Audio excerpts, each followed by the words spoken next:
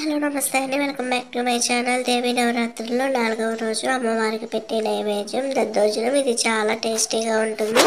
దీని రుచి చూస్తే మరలా మరలా ఇదే కావాలంటారు, అంత టేస్టీగా ఉంటుంది.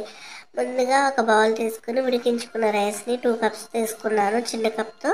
ఇలా తీసుకొని ఈ రైస్ని వేడి మీద ఉండగానే బాగా మెదుపుకోవాలి. ఇలా మెదుపుకోవటం వల్ల మనకి దద్దోజనం చాలా సాఫ్ట్గా నోట్లో పెట్టుకుంటే కరిగిపోయేలాగా వెన్నెలాగా ఉంటుంది. ఇలా కలుపుకున్న తర్వాత దీన్ని పక్కన పెట్టేసుకొని ఇప్పుడు ఇందులోకి 1 కప్పు పాలు పోసుకుందాము. సో ఇలా పాలు పోసుకున్న తర్వాత మరొకసారి రైస్ని పాలని బాగా కలుపుకోవాలన్నమాట.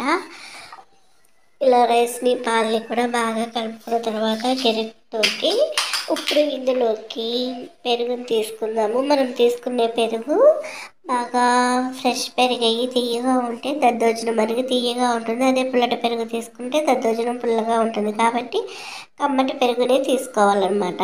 ఇప్పుడు పాలు 1 కప్పు పోసి రైస్ని పాలని ఇలా బాగా కలుపుకున్నాం కదా. ఇప్పుడు దీన్ని పక్కన పెట్టేసుకొని 1 కప్పు పెరుగు తీసుకుందాం. 1 కప్పు పాలు పోసాము, 1 కప్పు పెరుగు, బాగా ఫ్రెష్ పెరుగు, మళ్ళీ చెప్తున్నాను. 1 కప్పు పెరుగును కూడా తీసేసుకొని ఈ పెరుగును కూడా ఇందులో వేసేసుకుందాము. ఇలా వేసుకున్న తర్వాత చూడండి, ఇది కలుపుకున్న తర్వాత కొంచెం గట్టిగా ఉంటుంది కదా.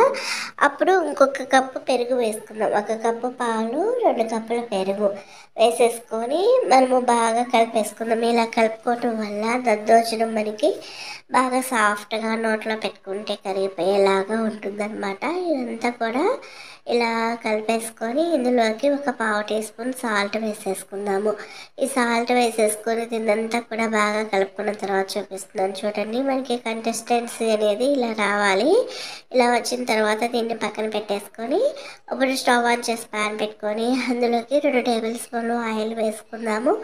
ఆయిల్ వేసుకున్నాక 1 పావు టీ స్పూన్ పచ్చనిపప్పు, పావు టీ స్పూన్ ఆవాలు, పావు టీ స్పూన్ జీలకర్ర వేసేసుకొని ఈ పోపు వేగిన తర్వాత 2 రెమ్మల కరివేపాకు కూడా వేసేసుకుందాము. కరివేపాకు వేసుకున్నాక ఇప్పుడు మిరియాలు కొన్ని అంతే వేస్తే బాగానే ఉంటుంది, కానీ పిల్లలు తినరు, నేను దంచి వేసాను. 2 టేబుల్ స్పూన్లు అల్లం ముక్కలు, 2 టేబుల్ స్పూన్లు పచ్చిమిర్చి ముక్కలు కూడా వేసేసుకొని లాస్ట్లో మనం మిరియాల పొడి యాడ్ చేసాము. ఇవన్నీ వేగిన తర్వాత మనం ముందుగా కలిపిన రైస్లోకి వేసేసుకొని కలిపేసుకోవటమే. అంతేనండి, ఎంతో టేస్టీగా ఉండే దద్దోజనం రెడీ అయిపోయింది. దీన్ని అమ్మవారికి నైవేద్యంగా సమర్పించవచ్చు. వీడియో నచ్చితే లైక్ అండ్ షేర్, సబ్స్క్రైబ్.